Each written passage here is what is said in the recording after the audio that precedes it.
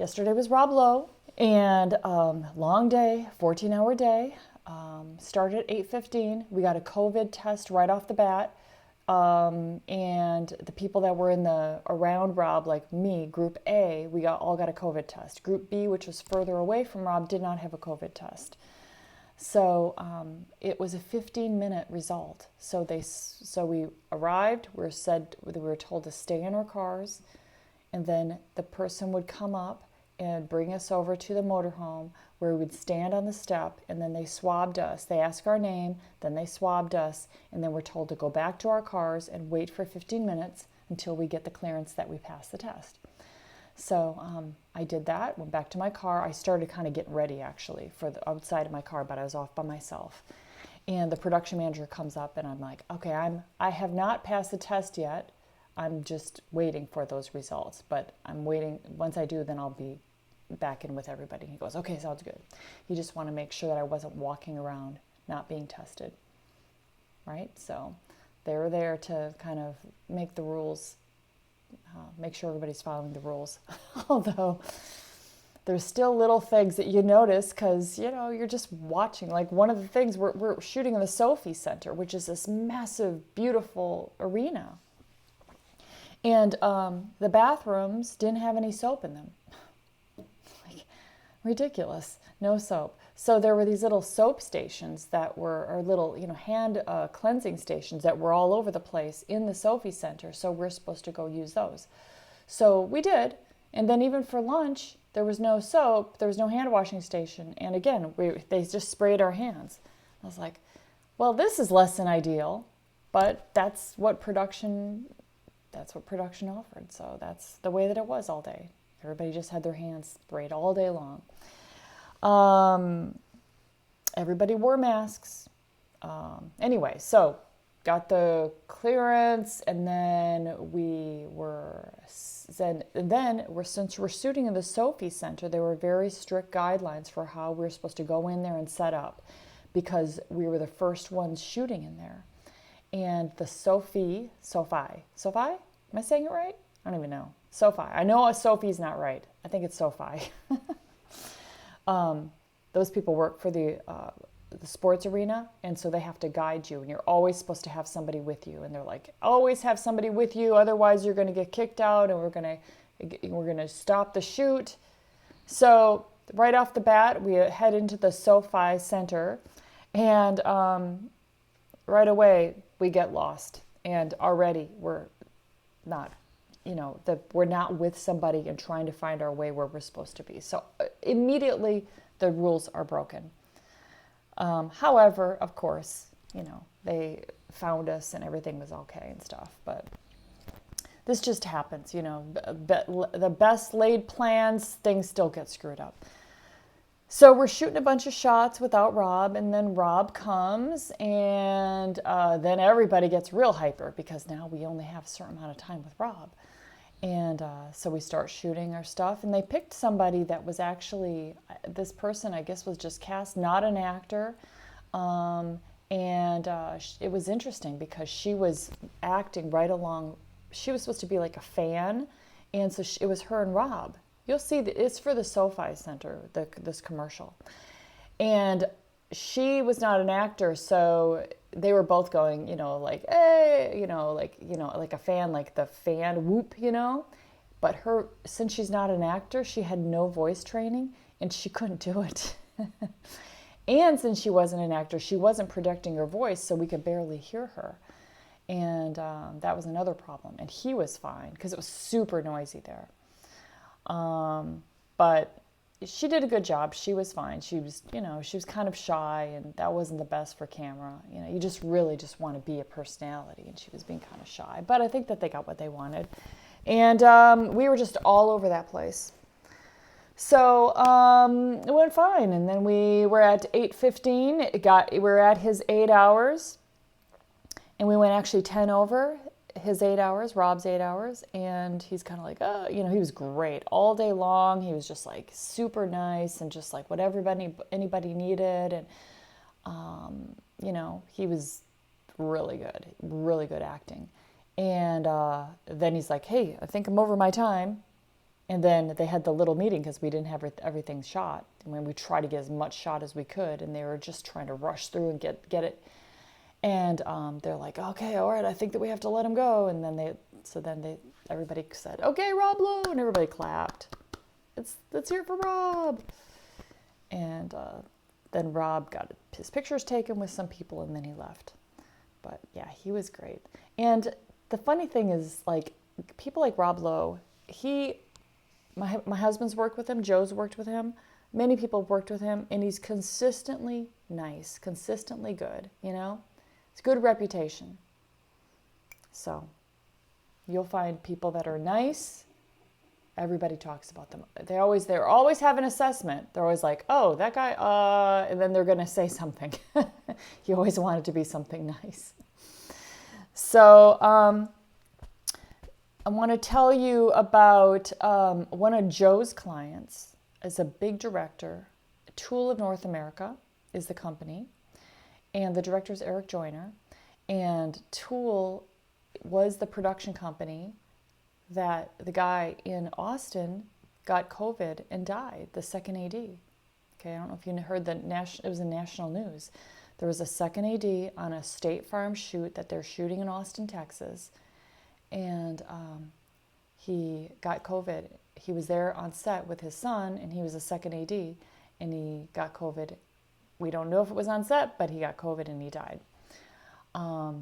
And then it was national news, and they were like, hey, what's going on in those sets? And then it said Tool in North America was the production company, national news, which is going to hurt them because this is business. And, like, you don't really want to hire that production company because maybe people just make quick assessments, quick, jumps in their mind. Oh, maybe we'll be on a shoot and that will be attached to our name. State Farm, a death. We don't want, like, say that they're doing Pistachio shoot, which is another one that I just did. We don't want that attached to our name. We don't want those national headlines. Like, that's the worst thing that could happen. I mean, the worst thing that happened was that the guy died, obviously. I don't know if it was from the shoot. Could have been before his son could have given it to him from being out. Who knows? But I'm sure it can happen on a shoot. I'm just telling you guys, it's pretty tight. Like, people are pretty tight. Like, they're cleaning the surfaces, they're cleaning everything, you're wearing the masks, you're staying apart from each other. They didn't have the soap, but they were spraying the hands like crazy yesterday. They should have had the soap as well. Anyway, so not because of this, but in addition to that, this director has had the Capital One account for years and years and years, probably 10 years. Like, he's been doing all these big commercials, and they're big budget Capital One shoots. And the spokesman for the shoot is this guy, Jeremy, who Tamra, my boom operator, who's also interior designer, by the way, she does both, and she's actually making even more as interior designer, but that's a great point too, is definitely, if you can be, once you get going, have a second business, because it's great, because in between your shoots, then you have another job that brings in money. So interior designer, she makes a ton of money, like, I don't know, $200,000, $300,000 a year, just doing that. And then she does this as well. So she's friends with Jeremy, who's the principal actor, like the spokesman for Capital One. And he said, oh yeah, there's a Capital One shoot coming up in 3 weeks. And Tamra's like, oh wow, we haven't gotten called for that. And there's rumors that the Capital One went with a different agency. And that means that they probably went with a different director. So that means that Joe is probably going to be, and myself too, we're going to be losing all of that work because he's not going to be working. Now, why am I telling you this? Because just for you to get that perspective of what this is, how serious every single shoot is. It is business. And for you to understand that these guys, you show up on a shoot, it seems like, oh, I just want to get hired again. So do they. And if something screws up with the shoot, there was a big screw up on the pistachios shoot that I'll tell you about. But if something screws up in the shoot, like maybe the sound is bad, they didn't have anything to do with it. They didn't have anything to do with it, but they could lose that account. Oh yeah, they'd be like, oh yeah, the director screwed up our campaign, and the CEO blew up, and now they're looking for a different director. So just realize that there's so much riding on every single shoot, no matter what it is, and that the people, like, they care tremendously how it goes. I mean, I know you know that, but just for your own get it factor and perspective, just realize that that's the case, okay? So, he may not, so they're shooting with a different director now, and so he may have lost that account. And it might be difficult for them to come back, because once they start, they decide they're going to do it differently with the different directors, maybe they're spreading it around with different directors. They're probably not going to add in now he's the old director. So again, impressions, it's just the way that people think. Isn't that crazy? So how does it impact you? Just know that it's cutthroat business out there, much more for them than for you, because you're starting out and getting on these shoots and starting to learn and get into this big business. You're not in the cutthroat tough stuff yet.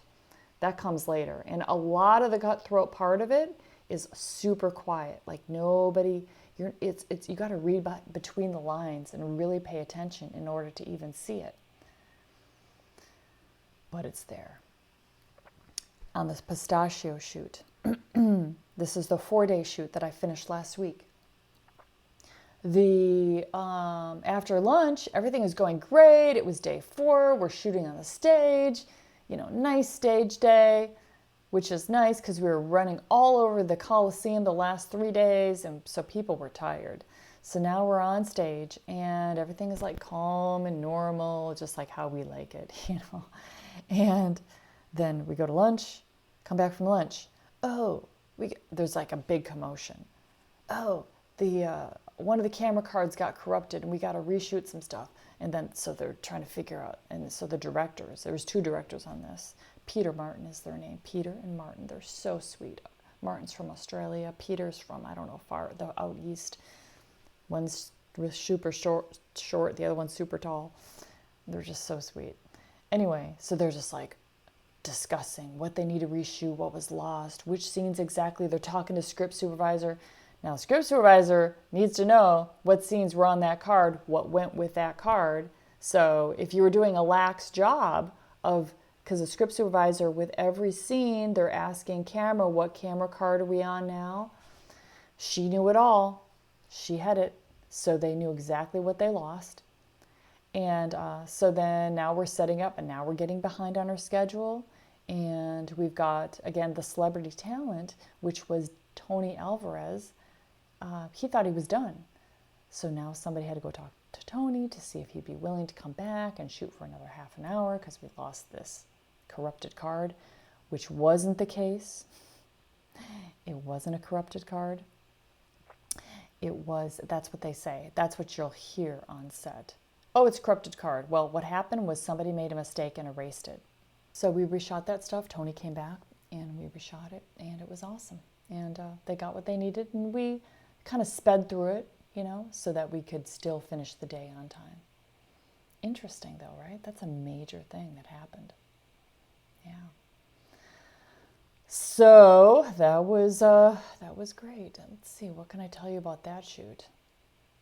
Oh, okay, I got a little story for you. Okay, so we started at 10:30 one day and went till 10:30 at night.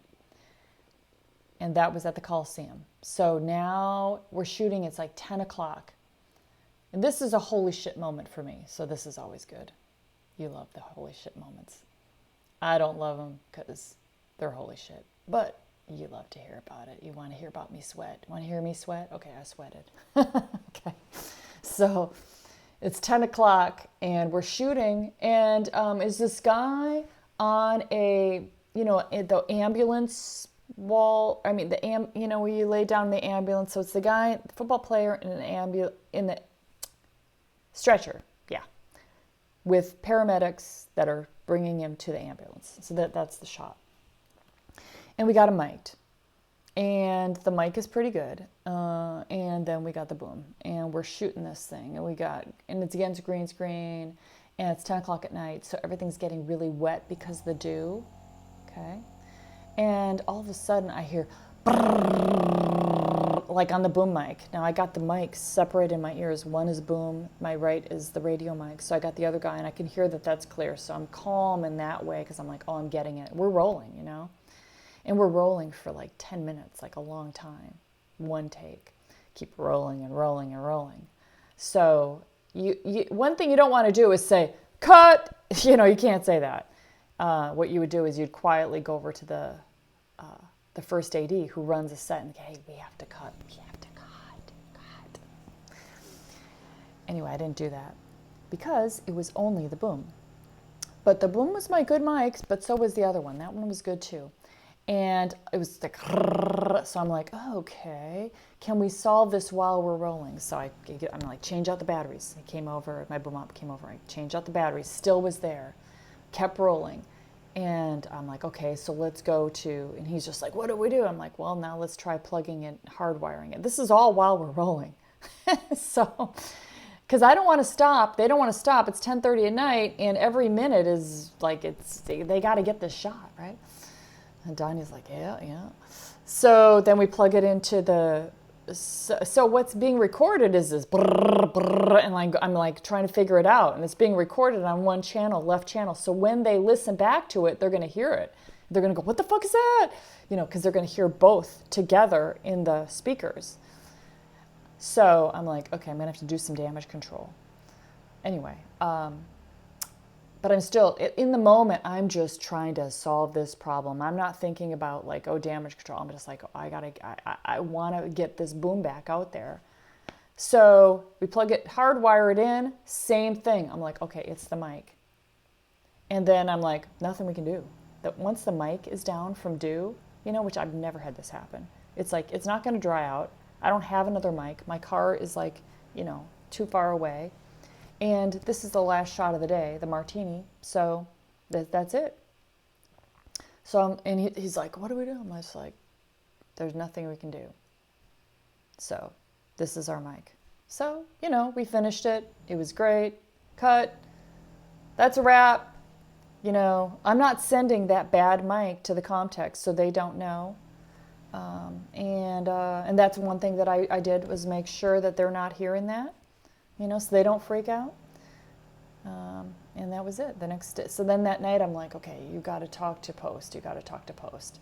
And then of course in my mind, all these scenarios. Yeah, but what if somehow it, you know, that's going to show up? I'm like, no, it won't. It can't. It's on its own track. It's an ISO. I got it. I saw it. I confirmed it. It's fine. There's no fucking way that there's any problems. Still in the back of your mind, you're like, fuck, just nervous about it. And so then I, first thing, as soon as I got there, talked to DIT. I'm like, I need the name, your contact at editorial, because I got to give them a heads up. And she's like, okay, I'll get it to you. So she's so busy, stressed out. Again, the same one, the same DIT. Yeah, Michelle. So she's stressed out. She's got to get all these different things happening. Finally, I'm like, oh, I got to catch these post guys before an email goes out, you know? Okay.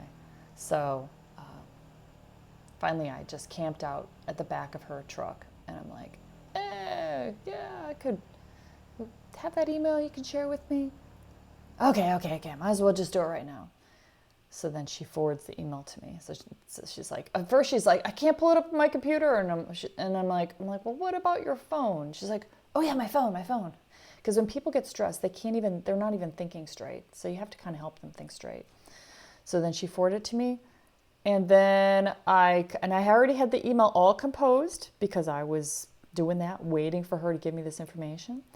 And then, Michelle was talking to him, Vance, on the phone, and she's like, Sound Mixer wants to talk to you, and then I talked to him as well. And he's like, okay, well, cool, thanks for letting me know. I had to shoot with these same directors. Oh my God.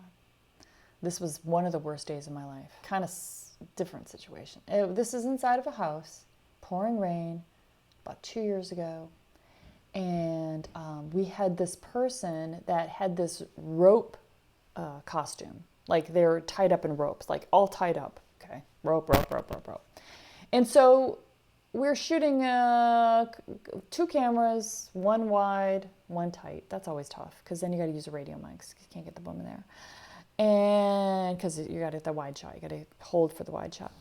And so you put a mic on the person in the rope, but the ropes are making noise and they're like creaking and everything. And so I got that, but sometimes it was clean, but most of the time it was pretty creaky.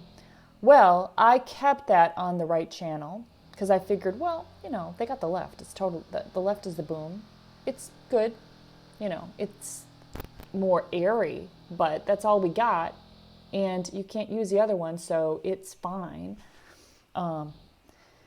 If you get used to that close-up sound, you're going to be like, oh, I prefer the close-up sound, but you cannot get the close-up sound because we are shooting wide and tight. It's just not even possible. So, I'm keeping that one on the right in case they want to pull something from it. That was a mistake. Now, it wasn't a mistake in that it hurt the commercial because my sound, as I said, was just fine and they used it and everybody was happy. But the impression was when it got into editorial, what is this creaky like microphone all over the tracks, you know? So the editor sent a scathing, horrible email to the producer who was on vacation in Hawaii. I don't know where you got this person, this sound mixer, but they obviously don't know what they're doing. I don't know if they just started off, but this sound is just horrible and we're trying to work with it. In fact, we've had the entire day has been really difficult to work with this sound, and it's, you know, just want to let you know the situation and how difficult it is at what we're doing. I'm like, what the fuck? I never got an email like that. I remember exactly where I was up in Ventura. I was at a restaurant. And I was just like, all of a sudden, I'm just like, fuck, you know. I'm like, what the hell? And so I immediately called Tamra just to have somebody to talk to about this, my boom operator, Tamra. And she's like, that's ridiculous. So I sent her the email. So what happened was the producer got the email from the editor and then forwarded it to me. Hey, Janet, can you take a look at this? And I'm like, fuck, and I got to respond to it. So I sent it to Tamra, and we're like, well, that's ridiculous. The boom mic was fine, and that, you know, that was an option. They don't have to use it. And I'm like, yeah, you know, so we're kind of discussing it. And so then I'm like, okay, I got to talk to this editor guy. I'm like, I got to tell him, defend myself, basically. So that's what I did. And I remember that phone call. I was nervous about it, you know. It's just a high emotional situation, you know. I remember exactly that phone call too. I did it up in Joe's office because I also talked to Joe. This is why it's helpful to have a team of people around you. That's what's great about Friends in Film. You get in any situations like this, talk to me. I will help you work through it, you know. So I talked to Joe, and he's like, okay, well, this is what I would say. I'm like, okay. Let me get it in my head. So I call the guy. I'm nervous, so I use my speakerphone. And I'm standing up, walking around, put myself in a powerful state. Even though I know that I'm right, you know, I know that I did not screw up the sound. So I'm like, okay, so here's the deal. You said that, I'm like, hey, it's Janet Urban, sound mixer. Yeah, I'm great. I'm really happy to talk to you. Yeah, I got that email. Yeah, it was pretty, yeah. And anyway, let's talk about the scenes. So you say that you're having difficulty with sound. So the boom mic is good. I've listened to it. It's fine. And you might be used to hearing it in the airy room, but we had an airy, more echoey room, and that is the sound in that room. The boom mic was maximum 3 feet from their head. So the boom mic is fine. You can use the boom mic for the whole thing. I gave you the Radio mic is an option to use. Just an option. In fact, I did not think that you would even use it. So I would just ignore that rope mic thing and the ISO track and just go with the boom mic. And you will find that it'll all cut together perfectly. And he's like, okay, yeah, well, we've already started kind of working on that. I'm like, yeah, that's what you should do. And I said, the person is wearing a rope costume and it's creaking. The mic is going to pick that up. So to say that the sound is bad, it is what it is. There's no way around that. It's going to creak. That's what the costume sounded like. So the boom mic is the way to go. He didn't apologize, but he really should have, because that was a scathing, really inappropriately scathing email that can ruin my career. So after talking to him, he calmed down. They used the boom mic, but the problem was they didn't really do a complete job. They just listened to left and right and just freaked out. And so then the important part of this was then I emailed the producer and I said I talked to them. They understand it was a boom. They understand they can use a boom mic. Everything's fine. And have a good rest of your vacation. It's all handled. And he's like, oh, thank you so much for taking care of everything, Janet. And since then, I've worked with that producer again. Since then, I've worked again with those directors, which was just last week.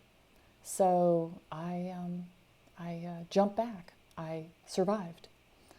But, you'll notice that it wasn't my fault. But little things like this can happen. Now, how does this impact you? I have no idea. Just know. I love for you to see me sweat. I love these stories. I mean, it was good for me to hear stories like this, because you see professionals handling their shit and know that, hey, these are little tiny things that we got to handle. And this is like what it's like to make a career where you're just doing these little precise things on set. That's what the whole thing is, Like, can a director get like pushback or whatever? Like, they should have known that light behind the guy's head was too bright, and now everybody's direction is going towards the thing behind the actor. He should have known that. They should have seen that. Or there's a water bottle in the shot or whatever. These things can really like come back and go, what the fuck, dude? You didn't see that, And that can ruin somebody's career. Yeah. So it's all super important. So when you talk to somebody and you're trying to make friends with them, just realize that, there's a lot going on that you're not seeing. Like the DP yesterday. Yeah, he was pretty stressed. And I know this guy. He's been in my house shooting. Damien. I love Damien. And Clint is this first AC. They're both here at this house shooting before. So I'm working with them again. Isn't that fun? It's so cool. And but Damien yesterday, he was not that friendly.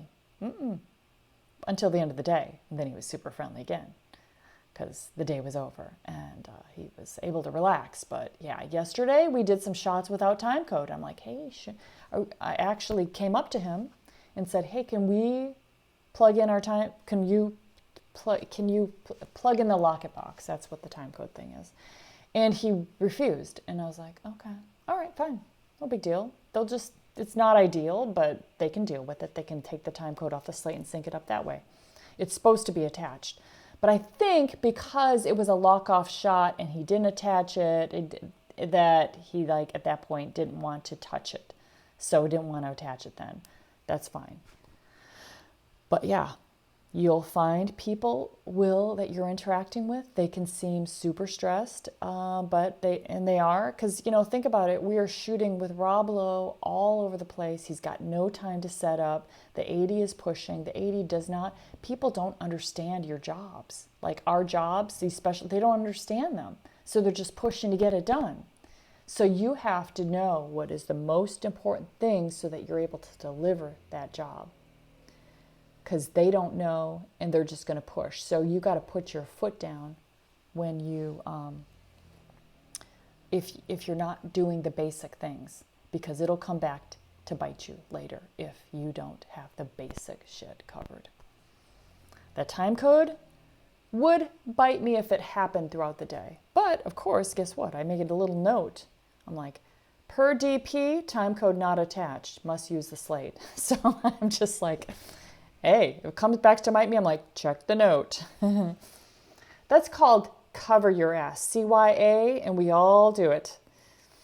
And everybody's doing it, like the producers do. And I try to cover the producer's ass too. So if there's something that I know could come up later, I'm like, hey, want to set expectations here. May want to pass this along or have it ready. This is the situation. This is what could come up. This is how I would respond to that. And this is what we should do to fix the problem or to cover our ass. And the producer's like, oh, they love me because of that. You know, they don't want to be caught with their pants down.